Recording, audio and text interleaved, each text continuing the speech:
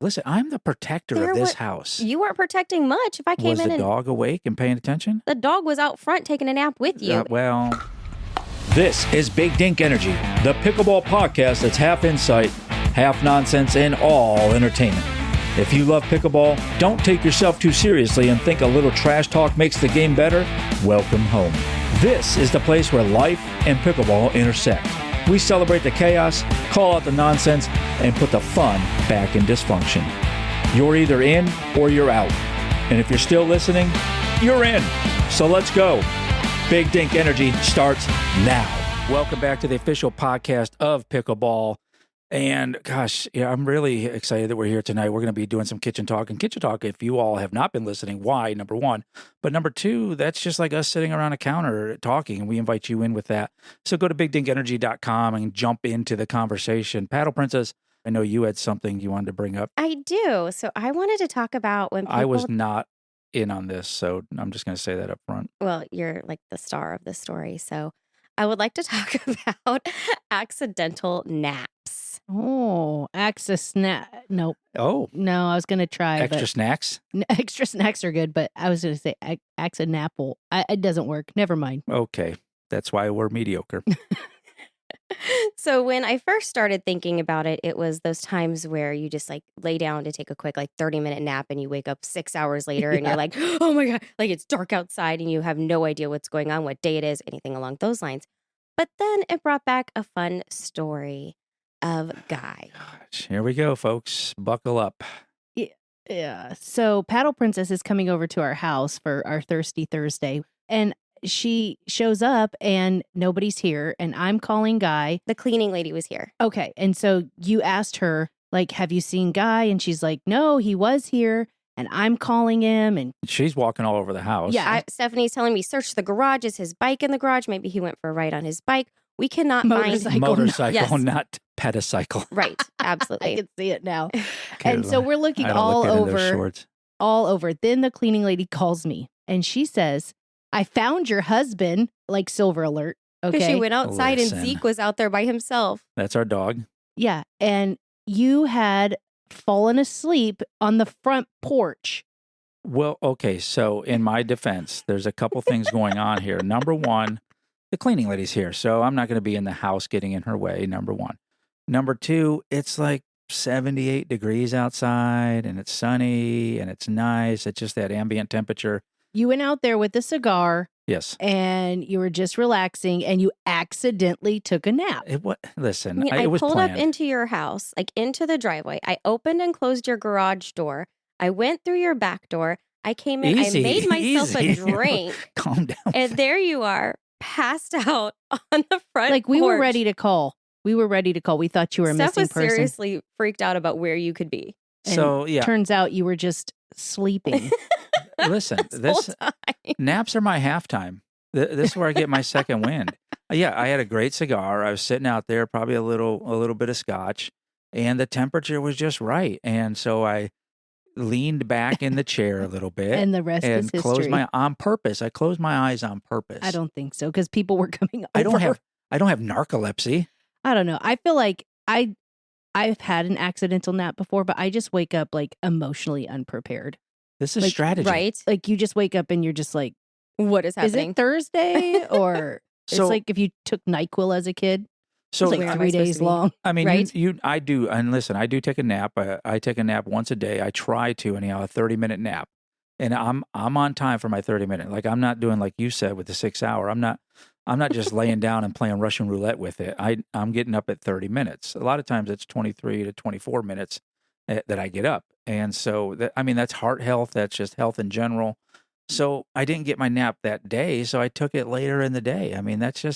That's strategy. Listen, I'm the protector of this house. You weren't protecting much. If I came in and I literally made myself a drink in your kitchen. Was the dog awake and paying attention? The dog was out front taking a nap with you. It woke up when the cleaning lady took the trash out, and she was like, "Oh, Zeke's here." No, this is my third shot drop. I'm waking up fresher. I'm ready to go. I'm ready. Let's go play some pickleball. You know what I mean? I'm dinking circles around people with my nap. This is my superpower. Okay. So have you ever taken an accidental nap? Oh, several times. It's not even accidental. You're like, I'm going to lay down. Yeah, but then when you wake up hours later, you're like, oh my gosh, did I just time travel? Now, the one thing I do that's close, it's snackcidental, where I will have too many chips. It's snackcidentally ate all that. Yes. I did not mean, I wanted a couple, but geez, they're so tasty. Then you ate the whole bag and now you have to take a nap. Yes. So chime in if fellas, especially if you've taken what they're calling an accidental nap. It was a nap on purpose is what I'm calling it. And it's all about health. Listen, if you take a 30-minute nap a day, you have a 60% less chance of heart disease. So get your naps in, fellas and ladies. This is not medical advice. Just the tip. Just a tip, quick pickleball wisdom in and out before you know it. So this tip is stay out of the kitchen. You can't volley the ball while standing in the non-volley zone. If you step in there when the ball bounces, you want to get out of the kitchen as soon as possible. Along that line, if you are volleying and you hit it and you step into the kitchen, it's still considered a fault. Just a tip.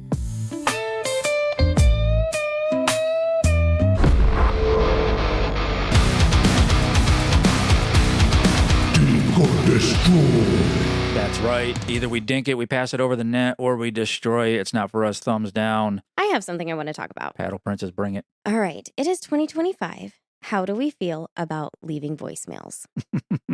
Oh, voicemail. Okay, so we got a couple generations in here just for you all to know. I feel like if you're leaving me a voicemail, I am 100% reading the transcription. Absolutely. Actually, I'll look at the transcription and I probably won't read it. That's how I feel about that. When you come up to it, though, it's like it's not a surprise, but what do? You're at the crossroads now. They didn't pick up and the voicemail goes off. Do you hang up right away? Yes. Why? When I see a voicemail like notification on my phone, I'm angry at that person. I get it. I mean, whatever I'm going to leave in my 7 to 10 seconds is not going to be as cool as my text for sure, because I can use emojis and stuff like that. I have so many voicemails on my phone right now. Like if I want to hear an awkward voicemail, I'll go back to middle school.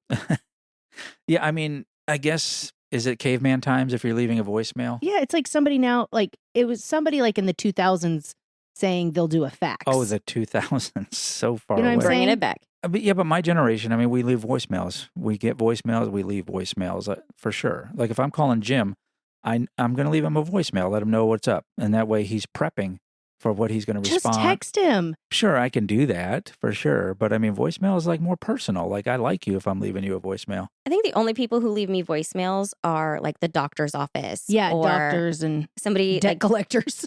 somebody who's like calling to, like I signed up for information on something, and so they're like calling to sell me a car. I have like 5 of those a day.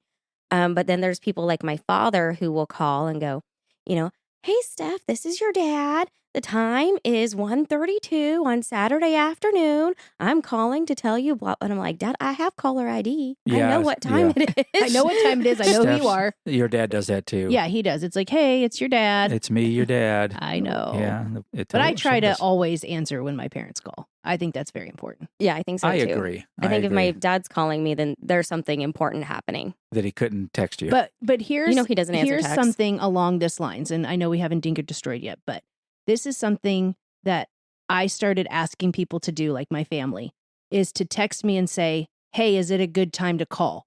Yes. Because I feel like we would call, like they would call me and I would always be like getting in the car, getting out of the car, trying to get the kids, trying to make dinner, trying to do this. And it's like, you're like, yes, what? And you're not agitated. It's just not a good time. Right. So when my family started doing that, I would be like, no, now's not a good time. I'll call you in 5 minutes. Mhm. Then I was prepared to answer Right. questions, Then you can have to a talk on the phone. conversation. And it has worked wonders. I do that a lot, especially with friends. Like if I need to call or talk about something, I'll be like, hey, can you talk? Is now a good time, or do you want to talk tomorrow? I like whatever's that a going lot. on. I do But too. anyways, back to voice messages. I'm a destroy. I'm not gonna listen to it. I'm not gonna read it. I probably don't even know who you are. I'm kind of in the middle because sometimes I will leave a voicemail. If I know somebody's going through something and they weren't able to answer the phone, I'll just leave them a sweet little voicemail like, hey, I was just calling to say I love you and I hope that you're having a good day. If you need anything, give me a call. If it's not an emergency or anything like that. If you don't have the opportunity, I completely understand. Just wanted you to know that I'm thinking about you. So like a voice text. Do you guys do voice text? I would do voice text. Text. Your talk to text. Oh, Talk to Either text. that or the actual voice chat. Chat. Yeah, you can send I feel a voice awkward doing that. message. Yeah, well, if you screw up, I mean. Well, and then you I can don't stop it. Yeah. But don't you have to play it out loud on speaker? Like you can't put it up to your ear. So then like everyone around you Oh, I is didn't know listening that. to that. I don't know. I always leave them, but I don't get them. So I don't know. I always feel weird. Like Maybe. I don't want everybody around me hearing. That's true. No, I'm a dink on it. I'm still old school enough where if I need something from you, I'm going to let you know ahead of time. You are a dink. Yes, thank you.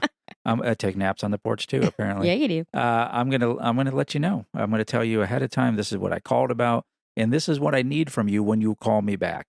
I'm leaving a message. I'm Dink. All right, let us know in the comment section, bdepodcast.com. You can leave us a voicemail over there as well. Let us know what you think. Do you leave voicemails? Do you not like voicemails? Tell us what you think. Let's face it, your pickleball fit and drip. Yeah, those are real words. Ask your kids. Probably need some help.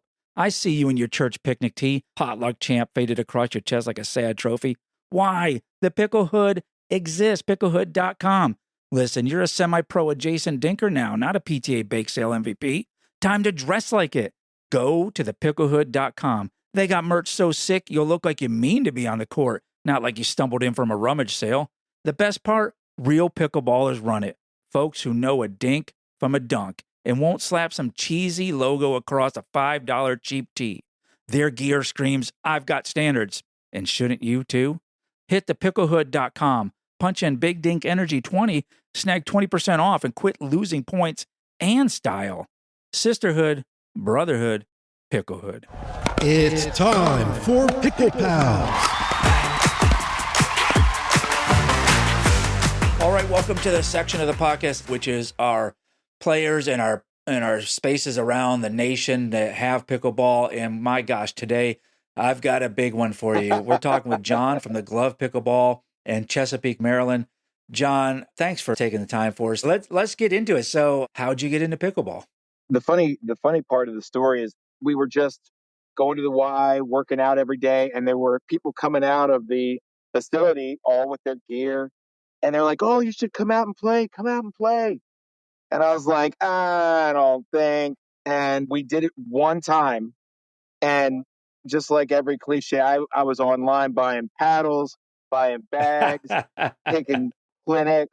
Like it was like it became a huge part of my entire personality, much to my children's chagrin. Sure. Yeah. I played one time. I'm like, oh, I'm an athlete now. So I need all that athletic gear, of course. As the pickleball director at the Y, I have 9 branches and I travel all around the Eastern Shore of Maryland. And I really, truly believe that it taps into a part of an adult's brain psyche that they like where they dreamed when they were a kid. Like when you dreamed about being a professional athlete, or you dreamed about being on stage, or you dreamed about just being something bigger. It seems to be that is tapping into for people that I meet every day.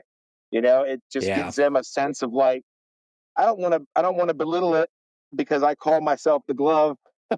Right. But it's like, it gives you a little bit of fun. It's like you can have a completely different outlet to and above just the actual playing of the sport. Yeah. So let's get some of the cool stuff out of the way too. Tell me about the YMCAs. Tell me about how that started there, your involvement with it. Just give us the backstory there on that too. Yeah. So I was in food service for 30 years, and everything from being a busboy at a restaurant to being a GM of a restaurant, and everything from private clubs to franchises. But my wife works for the Y, and she told me when they were coming up with this position of pickleball director that I should apply. And I was like, I don't know, maybe. But it's definitely not something I've ever done. So I gave it a shot, and basically, my home branch is in Easton, Maryland, but I go to Salisbury, Cecil County, Cambridge, Centerville, all the local Ys, and I basically do clinics. I do ladder leagues, organize tournaments or help organize tournaments, play in tournaments, And it just has been a very fun, fulfilling new chapter for me in my life. Wow. What people may not know about you, and I found out through my research, and I mean, how can I not talk about this? But you got married on a pickleball court. So was it your idea or your wife just loved you enough to go along with it? No, it was actually, it might have been her idea. It certainly wasn't anything either of us had to be talked into.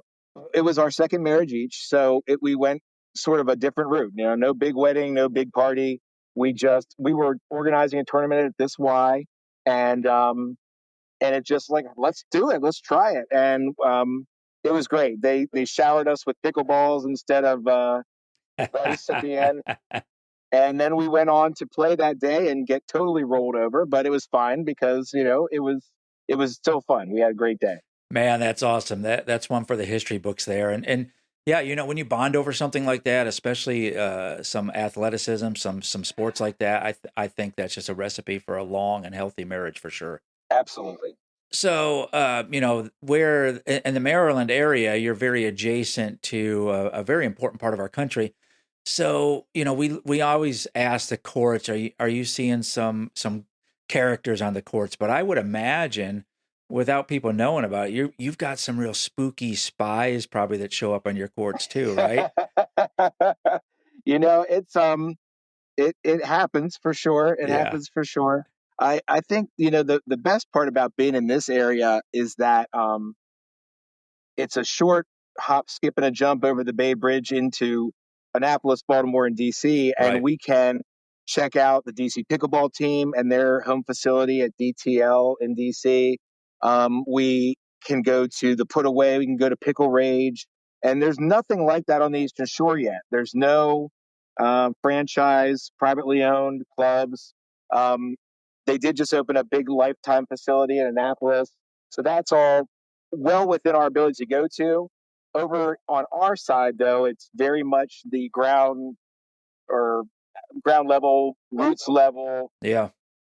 Open play, 3-0s to 4-0s, just coming out every single day at our Y and playing at our. We have 10 courts that are practically brand new, and probably 80 players on an average on the weekends. Wow. And on days when everybody should be working, we still have 50 out there. Wow. So it's a blast. Yeah. And so, that is one of the things about pickleball. It brings all walks of life together. Absolutely love it. And I can only imagine that is only amplified by the YMCA being who they are in their communities, that it's just bringing so many different people together. And then you combine pickleball with it. I mean, it's just a natural recipe for amazing things. Yeah, I think basketball will always be the official sport of the YMCA. Yeah. But that being said, the reason they hired me was there's such a giant influx of membership based around pickleball, and people just want a place to play. And there are courts popping up, public courts in the area, but they're nothing compared to what we have. So it's worked out really well. Now, did I see a number like 3,000? You have 3,000 players across all the YMCAs. Is that? Yeah. Was that? Yeah. Wow. My 9 YMCAs. We have it's probably about 2,500. Holy and moly! again, every Y in my group is different. So, okay, let's get to something the audience wants to know as well. What's the weirdest, funniest, or most bizarre thing you've seen on any of the courts? So either costume wise or what? So I played in the Mideast regional tournament in Philly last year, and we're actually hosting that same tournament here in Easton this year. There were about 325 participants, and I don't know the man's name, but there was a man that came out in a full 3-piece suit and wingtips. Yes. And was playing in the tournament in that suit. And everybody said he goes to all these tournaments. Everybody knows him. And I could not tell you his name. He was very nice. But I was like, how can you play an entire tournament in that suit? He never took off the jacket. He didn't sweat through it. I don't know what it was made out of, but it was amazing. Dang, that's all right. I love that. That is a boss move right there. I mean, I don't care what level you are. When you see that on the other side of the net, you're thinking, okay, this guy's got some skill. And that's what I get back to, like what I said at the beginning, where everyone's got their own personality they bring to it. I was christened the glove in my morning ladder league a few years ago because I was the only one out there that wore like a racquetball glove, Right. and it just stuck. And that's just what everybody started calling me. So is it just one glove? Just one glove. Can you sequin it out and maybe do a Michael Jackson leather with that at some point? Absolutely. I will do it just for you. Awesome. Yeah. Yeah. Send us some video of that if you're going to do that. Maybe around Halloween so it doesn't look so weird, right? I don't know. People probably be like, yeah, that's John. It's fine. Yeah. Yeah, right. So someone's listening to this and they haven't picked up a paddle. What's the one thing you'd say to convince them to try it? Oh, man. I do this all the time with my friends. I can tell you what I wouldn't tell them. I wouldn't tell them how much money they'll spend on gear once they become addicted. Right. But I just tell them that it's everything for me. Like the sound of the ball popping, the satisfaction in that. Yeah. When you hit your first ATP, when you hit your first terrible Ernie. Yeah. It just gives, that's an ankle breaker. Oh, man. But it's the best feeling. Yeah. But I will say that I've made so many new friends. It's been a great feeling of community, people I would never have met before. And then I just try to steer them in the right direction for a paddle. Yeah. Goodbye disposable income, but hello to a good community. Absolutely. All right. Now, the glove here. If you had some walk-on music that was played when you walked onto the court, what would that be? So I do have a playlist before tournaments that I listen to, but I would probably pick You're the Best from Karate Kid. I don't remember who sings it. Okay. But like that original Karate Kid, You're the best big montage scene at the end. Around. Yeah. Okay. That's the one. Love it. I love it. Okay. How do people get to you? How do they find you? How do they connect to you? Yeah. If you're in the area and you ever want to come by the YMCA of the Chesapeake, my email is jbeasley, Beasley, at ymcachesapeake.org. And please drop me a line. I would be glad to bring you in, show you the facility, play a couple games with you, introduce you to a lot of great people. And like I said, if you live in this area and we haven't met yet, come see me because I'd love to get in touch and bring some more people into the fold. Yeah. And what are the locations they can find a game at? So we've got Easton, Maryland. We've got Centerville, Maryland. We've got Chestertown, Maryland, and Salisbury, Maryland, that all have outdoor courts or indoor courts that you can access. I have a few other branches that are super small, but those are the four I would start with. Okay. And one last thing, if I'm coming to play with you, we're done. You've whooped my butt with your glove on. Where are we going to eat? What is the food I got to try when I come there? Man, I tell you, the company I worked for before I took this job is called Rude Food Company, and they've got 3 restaurants just in Easton. They're a local group. They've got La Bodega, which is Mexican food. They've got Rude Burger and Rude Barbecue. All 3 are amazing. That's what I would try. Oh, I thought you were going to go crab cakes all the way. When you live here, it's like the crab cakes are great. Yeah. They're like macaroni and cheese for you, right? So I did want to, before you let me go, though, can I give you my embarrassing moment? Oh, I wish you would. Okay. So last year we went to the PPA in Atlanta, me and my men's doubles partner. Shout out to GC. And we went down there and he had won tickets to Tyson McGuffin's awesome clinic. It's like 2 days, 6 hours a day, and very intense. Like my quads were killing me because he's got you squatting all the time. But anyway, we're running the clinic and he's walking around and he's got other instructors, but he's walking around doing his thing. And he finally gets to me and I'm just like, oh, it's Tyson McGuffin's right here. I got to do something cool. And all I could manage was a giant overhead directly into the net. Nice. That's the kind of big dink energy we love. That's absolutely it right there. But my proudest moment was going to MLP in DC last year. And my wife and I bought, like the tickets for under the tent just to get out of the sun because the sun was killing. Sure. And when I got in there, I'm milling around and I met like Tina Pisnick and I met Alex Trung. And then somebody from across the tent's like, the glove. And I turn around and it's like the main media guy for DC Pickleball. And he recognized me because I always repost their stuff.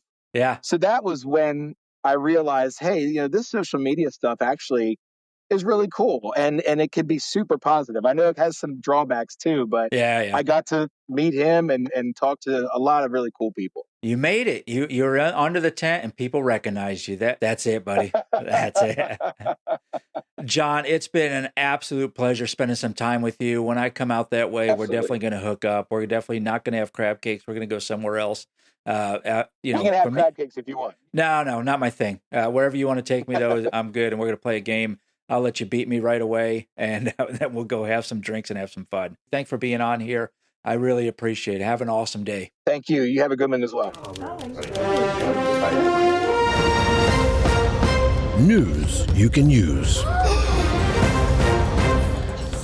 Now, Steph, you had something when we were talking about this news you can use. Yeah, I thought this was really interesting. So the average pickleball point lasts 5 to 7 seconds. What?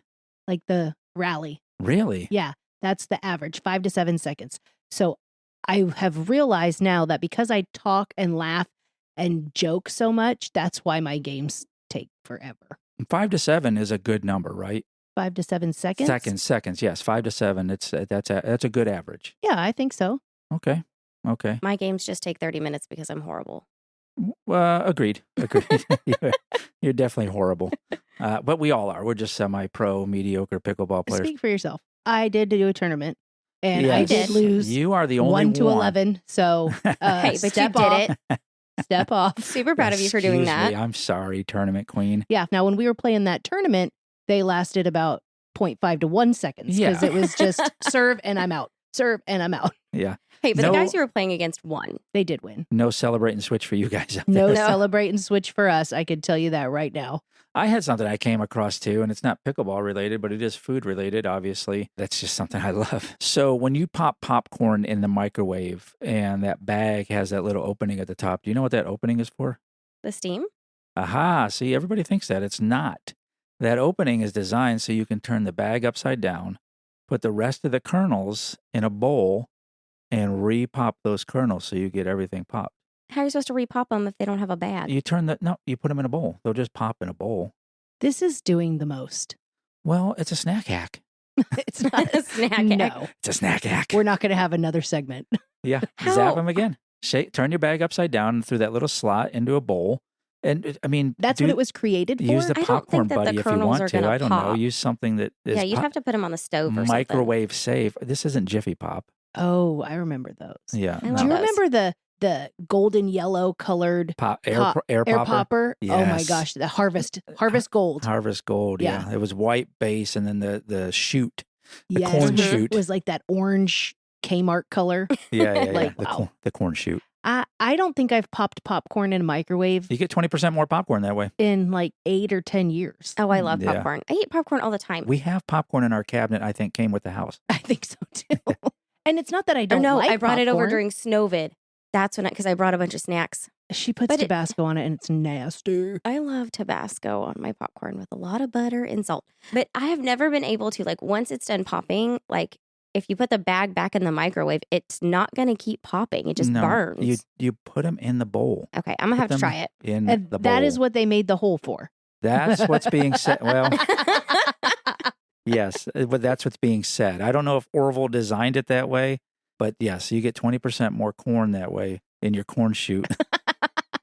I just think that's doing the most. It I is- think, do you really need those extra 3 popcorns? No. Like, is that going to fill you up? I don't No, know. Is you that don't. what's going to put you over the edge? Listen, Just get another bag. go to bdepodcast.com. This is news you can use. If you can use it, let us know how your 20% Should have more been called popcorn. useless news. I'm full of that. That's it for this episode. Unless you've got something to say, think we got it wrong, have a better take, we want to hear it. Find us at bdepodcast.com or at bdepodcast on the socials. Drop us a message. We might just feature you in the next episode. If you had a good time, well, samesies. If not, maybe try again. We grow on people. So you know the deal. Follow the show, tell a friend, and leave us a review. Or just pretend this never happened. Until next time, keep the dinks soft and the energy big.